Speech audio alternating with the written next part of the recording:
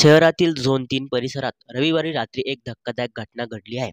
भरधाव वेगाने जाणारी कार नियंत्रण सुटून पलटी झाली. या अपघातात कारमधील 4 युवक जखमी झाले असून त्यांच्यावर रुग्णालयात उपचार सुरू आहेत. मिळालेल्या माहितीनुसार कार अत्यंत वेगाने चालत असताना चालकाचे वाहनावरील नियंत्रण सुटले. त्यामुळे कार रस्त्यावरच उलटली.